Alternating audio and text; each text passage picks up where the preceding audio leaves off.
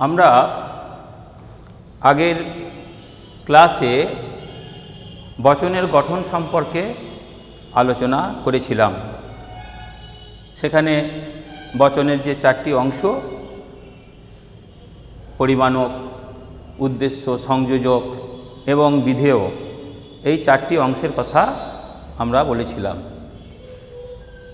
আমরা আজকে এই সংযোজকের স্বরূপ সম্পর্কে আলোচনা করব। এখন সংযোজকের স্বরূপ আলোচনা করতে গেলে সংযোজক কি বা কাকে বলে, না যে শব্দের দ্বারা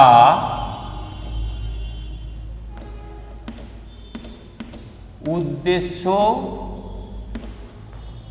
ও বিধেয় পদের মধ্যে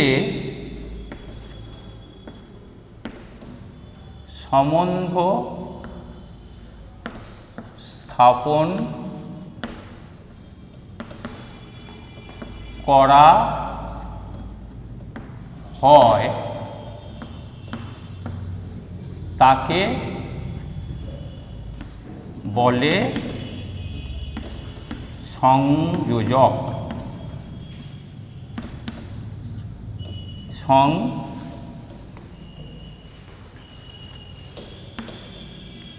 সংযোজক তাহলে যে শব্দের দ্বারা উদ্দেশ্য ও বিধেয় পদের মধ্যে সম্বন্ধ স্থাপন করা হয় তাকে বলে সংযোজক।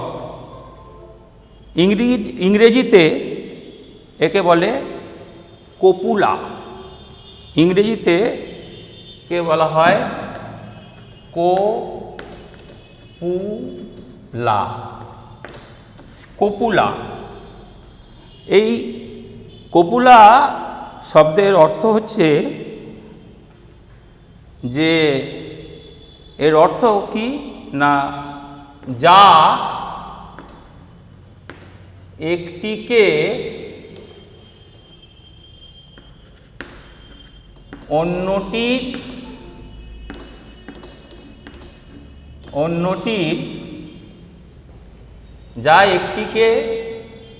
অন্যটির সঙ্গে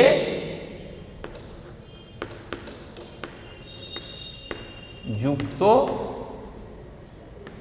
করে। এখন বচনের ক্ষেত্রে আমরা কি দেখি না, বচনের ক্ষেত্রে উদ্দেশ্য পদের সঙ্গে বিধেয় পদের মধ্যে একটা সম্বন্ধ স্থাপন করে। এই সংযোজক এটা সবসময়ই হওয়া ক্রিয়ার বর্তমানকালের রূপ হবে। সংযোজক সবসময়ই হওয়া ক্রিয়ার বর্তমানকালের রূপ হবে। তাহলে আমরা বলতে পারি কি, আমরা বলতে পারি যে সংযোজক, এক নম্বরে আমরা বলতে পারি যে সংযোজক কোনো পদ নয়। সংযোজক কোনো পদ নয়। সংযোজক হলো উদ্দেশ্য, সংযোজক কোনো পদ নয়, উদ্দেশ্য ও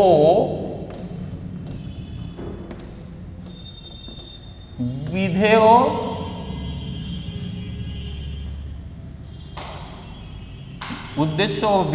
পদের সম্পর্ক প্রকাশক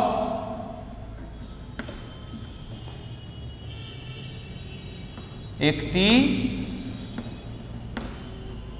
শব্দ মাত্র। তাহলে সংযোজক কোনো পদ নয়, সংযোজক হলো, আমি সংক্ষেপে এটা লিখছি, উদ্দেশ্য ও বিধেয়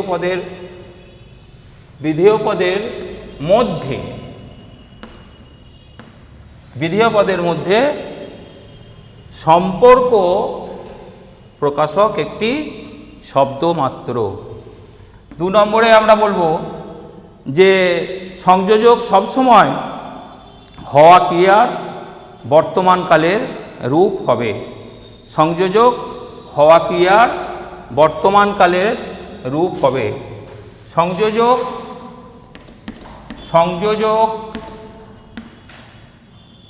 সবসময় হওয়া ক্রিয়ার বর্তমান কালের রূপ হবে। অর্থাৎ হয়, হন, হই, আর সদর্থক হলে নয়, আর নগর্থক হলে নয়, নই, নন। অর্থাৎ 3 নম্বরে আমরা বলতে পারি যে সংযোজক সত্য হতে পারে, আবার মিথ্যাও হতে পারে, সবসময়ই সত্য মিথ্যা। 4 নম্বরে আমরা বলবো যে সংযোজককে স্পষ্টভাবে উল্লেখ করতে হবে, সুস্পষ্টভাবে উল্লেখ করতে হবে। যেমন যদি আমরা বলি যে বৃত্ত গোলাকার, বৃত্ত গোলাকার, তাহলে দেখো এখানে সংযোজক কিন্তু স্পষ্টভাবে উল্লেখ নেই। তা এটা হবে না বৃত্ত হয় গোলাকার, বৃত্ত গোলাকার, বৃত্ত হয় গোলাকার। সংযোজক যদি সদর্থক হয় তাহলে বিধেয়ের সঙ্গে যদি নগর্থক চিহ্ন থাকে তাহলেও বচনটি সদর্থক হবে। এই হলো তোমার সংযোজক সম্পর্কে আমাদের একটা প্রাথমিক একটা ধারণা। এরপর আমাদের যেটা আলোচনা করতে হবে বা আমরা যেটা আলোচনা করব তা হলো যে বাক্য এবং বচনের মধ্যে পার্থক্য কি। বাক্য ও বচনের মধ্যে পার্থক্য।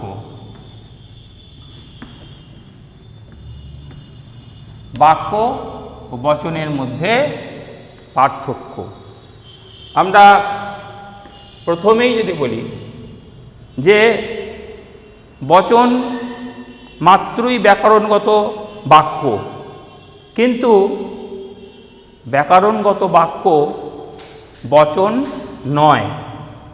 কেন নয়? না, বাক্য সবসময় সত্য মিথ্যা হতে পারে না। বাক্য সবসময় সত্য মিথ্যা হতে পারে না, কিন্তু বচন সত্য বা মিথ্যা হতে পারে।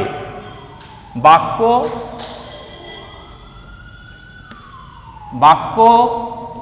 মাত্রই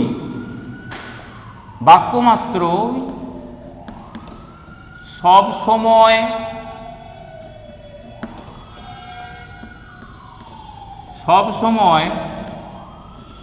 সত্য বা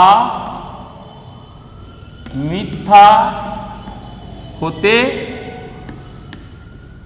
পারে না, কিন্তু বচন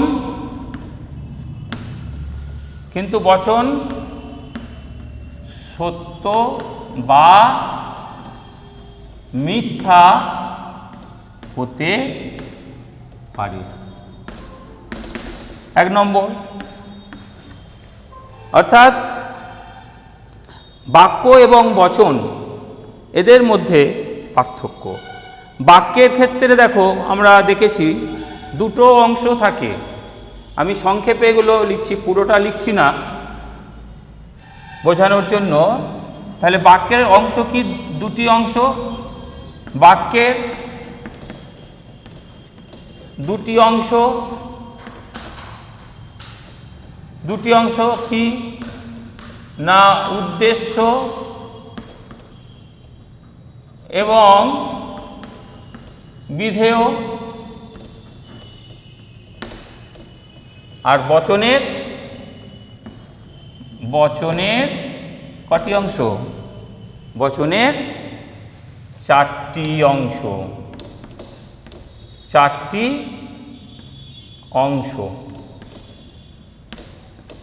অংশ কি কি? আগেই আমরা দেখেছি বা আলোচনা করেছি যে পরিমাণক, উদ্দেশ্য, সংযোজক এবং বিধেয়। বাক্যে সবসময় পরিমাণ সুস্পষ্টভাবে উল্লেখ থাকে না, কিন্তু বচনে তোমার পরিমাণ সবসময় স্পষ্টভাবে উল্লেখ করতে হয়। বাক্য দিয়ে যুক্তি গঠিত হয় না, কারণ বাক্য যুক্তি অঙ্গ বা অবয়ব নয়, কিন্তু বচন দিয়ে যুক্তি গঠিত হয়, কারণ বচন হলো যুক্তি অঙ্গ বা অবয়ব। অর্থাৎ আমরা এই আলোচনার পরিপ্রেক্ষিতে বলতে পারি যে সব বচনই বাক্য, কিন্তু সব বাক্য বচন নয়। সব বচনই বাক্য, কিন্তু সব বাক্য বচন নয়। এরপর আমরা যেটা আলোচনা করব, আমরা এই বিষয়গুলো সংক্ষেপে আলোচনা করছি বোঝার জন্য, কারণ আমাদের মূল যে বিষয় তা হচ্ছে বাক্যকে বচনে পরিবর্তন করা। এখন এরপর যেটা আমরা আলোচনা করব যে গুণ, পরিমাণ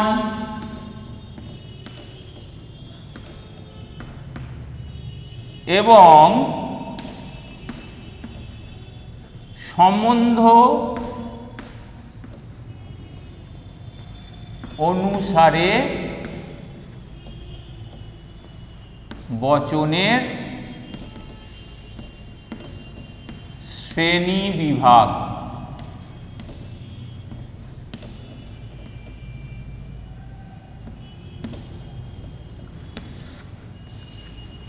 গুণ পরিমাণ অনুসারে বচনের শ্রেণী বিভাগ। গুণ অনুসারে বচন কয় প্রকার? না, গুণ অনুসারে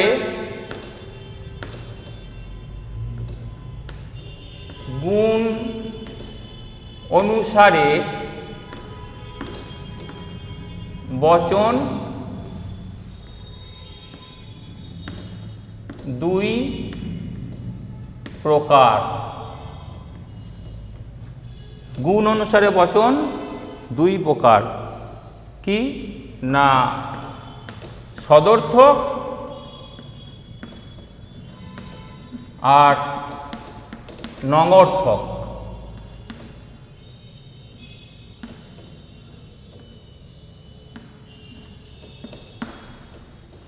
পরিমাণ অনুসারে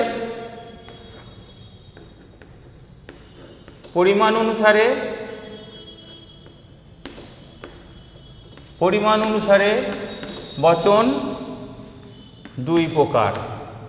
কি কি? এক হচ্ছে সামান্য আর 2 বিশেষ। তারপরে সম্বন্ধ অনুসারে বচন 2 প্রকার। কি কি না, এক হচ্ছে নিরপেক্ষ বচন, আর 2 হচ্ছে সাপেক্ষ বচন। নিরপেক্ষ বচন আর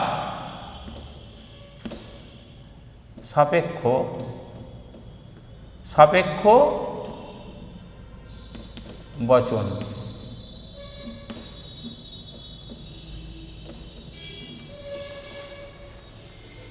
এরপরে দেখো গঠন অনুসারে, এগুলো সদর্থক, নগর্থক, নিরপেক্ষ, সাপেক্ষ এবং তোমার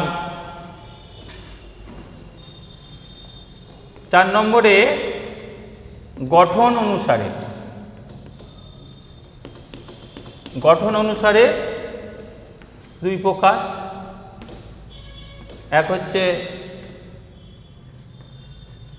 সরল আর 2 হচ্ছে যৌগিক।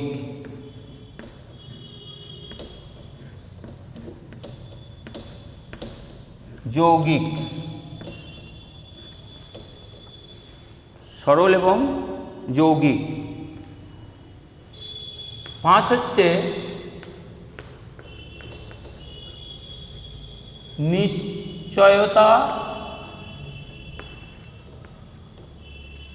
নিশ্চয়তা অনুসারে, এটা হচ্ছে এও 2 প্রকার। এক হচ্ছে অনিবার্য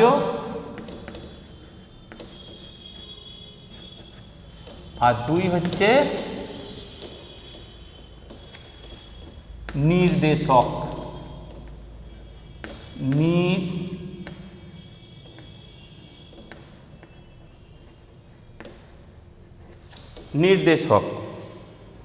আর 6 নম্বরে তাৎপর্য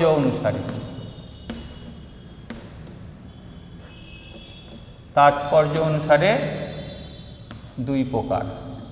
এক বিশ্লেষক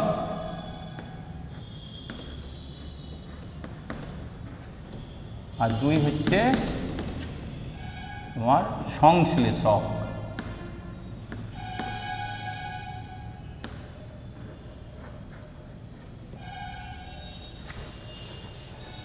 তাহলে গুণ, পরিমাণ, সম্বন্ধ অনুসারে আমরা বচনের এই ভাগগুলো দেখলাম। এগুলোর তোমার প্রত্যেকটাই যদি উদাহরণ হিসাবে নেওয়া যায়, উদাহরণও দেওয়া যেতে পারে। যে সকল, মনে করো এই যে সদর্থক মানে কি না, সকল মানুষ হয় মরণশীল প্রাণী। আবার নগর্থক কোনো মানুষ নয় অমর। এইভাবে আমরা সামান্য সদর্থক, নগর্থক, আমরা নিরপেক্ষ, সাপেক্ষ, পরের পর আমরা এই বচনগুলির যে ভাগ আমরা দেখলাম সেগুলো আমরা পরের পর আলোচনা করব। তাহলে